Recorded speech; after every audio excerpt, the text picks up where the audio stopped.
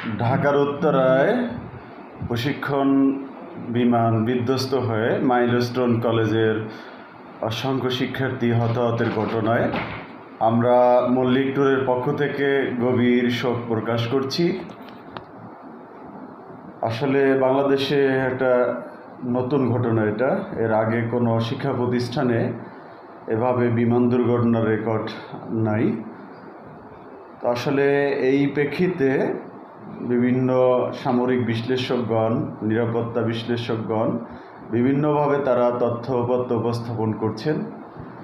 অনেকেই মতামত দিয়েছেন যে আবাসিক এলাকায় কোনোভাবেই প্রশিক্ষণ বিমান না চালানোর জন্য বাংলাদেশ বিমান বাহিনীকে নতুন করে পরিকল্পনা গ্রহণ করার জন্য, যাতে আলাদা করে সামরিক প্রশিক্ষণ এবং বিমান বাহিনীর বিশেষ ফ্লাইং যে প্রশিক্ষণ বিমানগুলো পরিচালনার জন্য অবশ্যই একটি আলাদা জোন বা সেক্টর তৈরি করা, যেখানে জনমানবহীন জনপদ আছে, খালি জায়গা আছে, সেই জায়গাগুলো বাছাই করার জন্য সবাই দাবি তুলছেন। শিক্ষার্থীরাও এই বিষয়টা দাবি আকারে তুলে ধরেছে।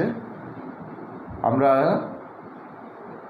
দেশের নাগরিক হিসাবে আমরাও এই দাবির সাথে একমত পোষণ করছি। আমাদের দেশে এখনও কোনো সামরিক বিমানবন্দর নাই। তো বাংলাদেশের বিমান বাহিনীর যতগুলো ঘাঁটি আছে তার ভিতরে ঢাকার কুর্মিটোলায় বিমান ঘাঁটি রয়েছে, আপনারা জানেন। এরপরে পুরান ঢাকার আমাদের পুরান যে বিমানবন্দর তেজগাঁও, সেখানে আমাদের আরও একটা ঘাঁটি আছে, সেটা হলো বিমান বাহিনী ঘাঁটি বাসার।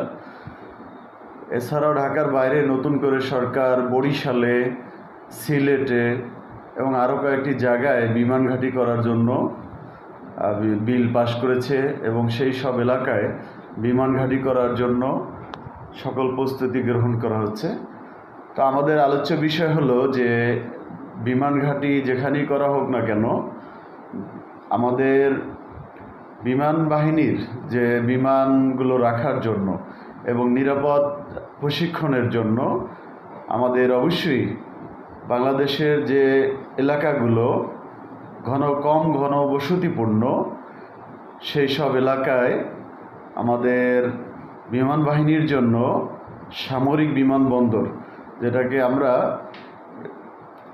পৃথিবীর উন্নত দেশগুলোতে আমরা দেখেছি সামরিক বিমানবন্দরগুলোই আলাদা। তো সেক্ষেত্রে আমাদের সরকারের কাছে আমরা এই দাবি জানাবো যে আমাদের বিমান বাহিনীর জন্য সামরিক বাহিনী